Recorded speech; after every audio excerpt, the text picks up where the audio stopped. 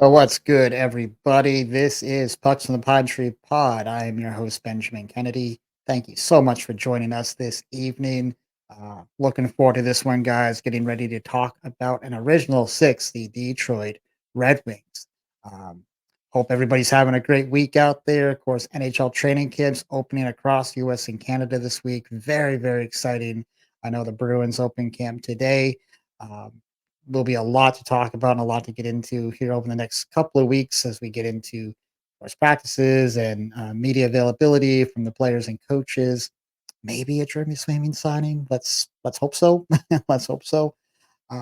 But before we talk and get into the Red Wings, I just want to send out a big, big thank you to the owner of the May Mariners, Mr. Dexter Payne. He was on with me a couple of nights ago on my other channel, the Mariners Hockey Report, part of Black and Gold Productions.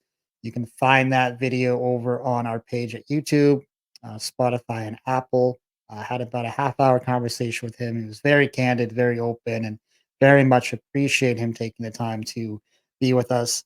So go check that out if you haven't. It's worth hopefully worth the watch. I feel like it is. So anyway, let's get into it, guys. We're going to talk about Detroit, of course, today. Let's start by talking about Coach Derek Lalonde.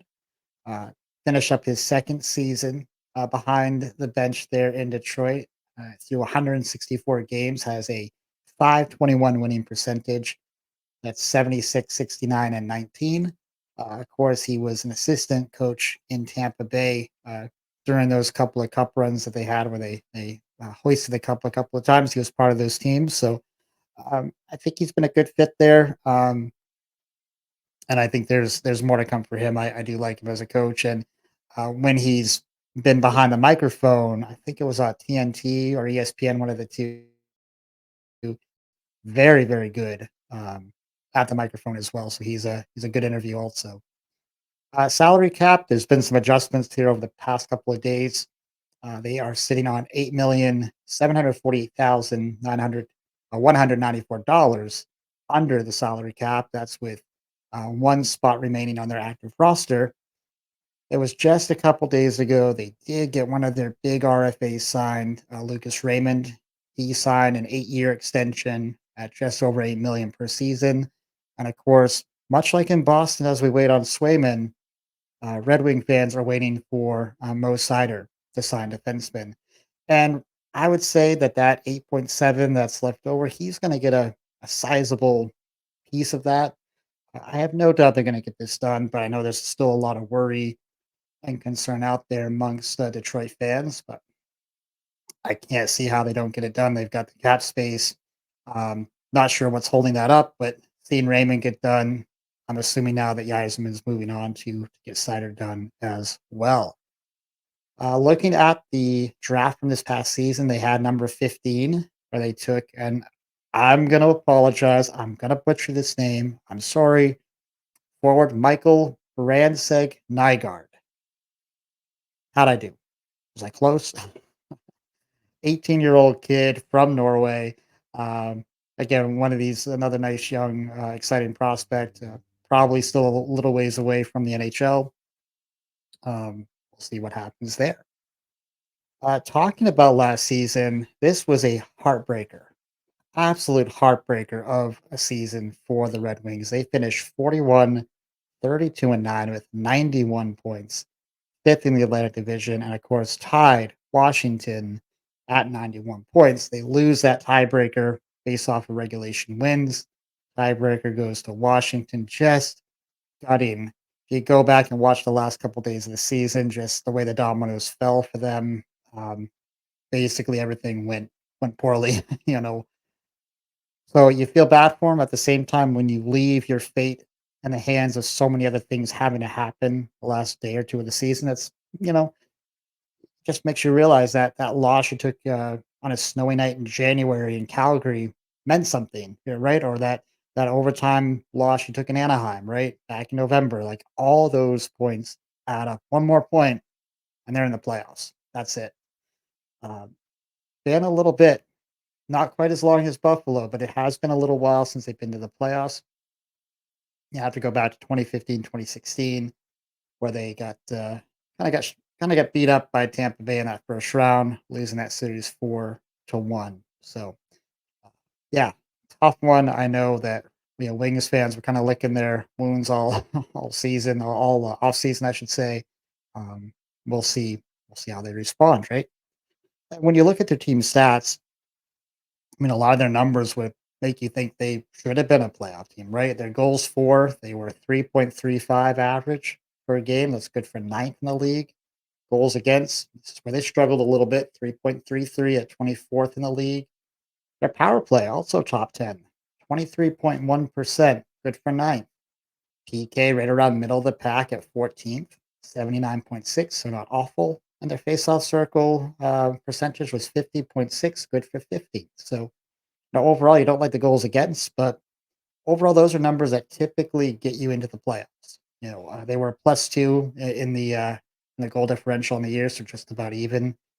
Um, and when we talk about some of their core skaters, they've got some talent here for sure. Starting with Lucas Raymond, newly signed. Lucas Raymond played 82 games a year ago, 31 goals, 41 assists for 72 points. So very, very solid season for him. Uh, Dylan Larkin, 68 games last season, 33 goals, 33 assists for 69 points. One of my personal favorite players out there. I've always liked watching his game. Alex DeBrincat, 82 games for him, 27 goals, 40 assists for 67 points. Of course, first couple weeks of the season for Alex, he was on just a torrid pace. I mean, he was looking like a 150 point player. First couple weeks, he did cool off a little bit, but still, I think you take that season for him, and there could be more to his game as well to come. Of course, future Hall of Famer Patrick Kane got into 50 games last season, had 20 goals, 27 assists for 47 points. And then the RFA, Mo Sider, defenseman, played 82 games, 9 goals, 33 assists for 42 points. Goaltending, it's going to be a little bit of a different look this season, but we'll talk about the kind of their core guys from a year ago. We're going to talk about key additions as well. But you go back to Alex Lyon, 44 games for him, had a 21-18-5 record, 3.05 goals against average with a 904 save percentage. Ville Husso, 19 games for him, 9-5-2 record, 3.55 goals against, and an 892 save percentage. So fairly ugly numbers when you look at that. Of course, they did make a lot of moves this season, uh, starting right there in net, bringing over Cam Talbot from the Kings. They do also add Jack Campbell from the Edmonton organization.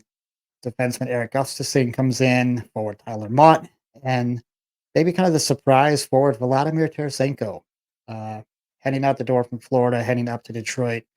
So I think some significant additions there. They did lose defenseman Jake Wallman, forward David Perron, the ghost defenseman Shane Gostisbehere, goalie James Reimer out the door, forward Robbie Fabry, and forward Daniel Sprong, all out the door. Just seeing how close this team came to breaking their playoff streak last season and not getting in was quite tough to watch. This race came down to the very end of the season, and like I said earlier, looking at many of their offensive metrics, ninth in goals for, ninth in the power play, they looked like a playoff team. They felt like a playoff team. Truth be told, my best guess is if had they gotten in, they probably do lose to the Rangers, but I think they probably put up a much better fight than Washington did. I guess kind of hard not to when you look at how that series went. Let's look at their first 10 games of this season. They have 6 games at home, 4 games away. But let's look at these opponents, guys. Pittsburgh, 2 against Nashville, a revamped Nashville team, 2 against the New York Rangers. New York Islanders, New Jersey Devils, revamped Devils team. Buffalo, not always an easy team to play against. It should be better this year. Western Conference champion Edmonton Oilers and Winnipeg.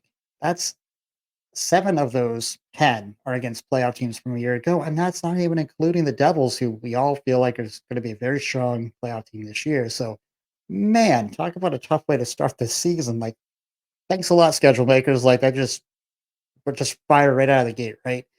Now, truth be told, there's no easy games in the NHL. doesn't matter if you're playing, San Jose or Anaheim, like, everybody plays stuff. These are all NHL, players out there, but yeah, not the you're not sliding into the season here. You're getting thrown into the deep end if you're the Red Wings. A full season though with a healthy Patrick Kane to go along with that addition of Tarasenko should make this a very formidable offense. Seeing what Kane did in 50 games last season, there's no reason he can't be a 30 goal guy again. I do think they're going to have two top end scoring lines, and if they can stay reasonably healthy, I'd put them in the top 10 in terms of scoring teams in the league this year. Listen, goaltending is always critical. I think it's going to be wildly critical for this team, especially when you look at their numbers from a year ago. Adding Talbot, they add Campbell to the room. Talbot did have a very nice bounce back type of year for himself out in LA. He had a 2.48 goals against average and a 913 save percentage to go along with 27 wins. So definitely a bounce back from his time in Ottawa. If he can put up right around those type of numbers, I feel like that's really going to elevate, this team, and those couple extra points they didn't get a year ago, they probably get if Talbot can play, around those type of numbers. Defensively, I do like the addition of Gustafson. Of course, they lose Ghost.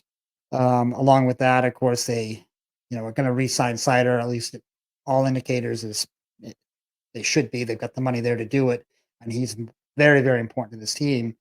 So I kind of like what they have there with these additions we just talked about in net. The defensive unit should be, I'd say, good enough. I do think though, come trade deadline, if the Wings are in the hunt, and I expect them to be, I'm guessing the team will look to add to that blue line depth. That's probably the spot again. If they're reasonably healthy across the rest of their team, that's probably where they could use just a little bit more depth. Guys, this is a playoff roster, in my opinion. I do believe they're going to grab a wild card spot this season. While I haven't finalized my league predictions yet, I do have five coming out of the Atlantic this season. I do. It's not going to be easy. They're going to have to battle for this. Along with fighting through a very tough Atlantic division, they're going to be fighting teams like Washington, New York Islanders, Pittsburgh. I may even say Carolina, depending on where they end up this year. They might even be in that wild card mix at some point. So, going to be a lot of teams fighting for those spots. And let's just look at the Atlantic. Are they strong enough to maybe surpass a Tampa Bay this year? I'm not sure if I can quite get there. Possibly they could do that. I think some things in Tampa would have to go a little sideways for that to happen because I still feel like, despite all the changes and Stamkos out the door in Tampa, I still think Tampa's a very strong team. It'll be a very tough out. But I don't think Detroit's far away from that at all.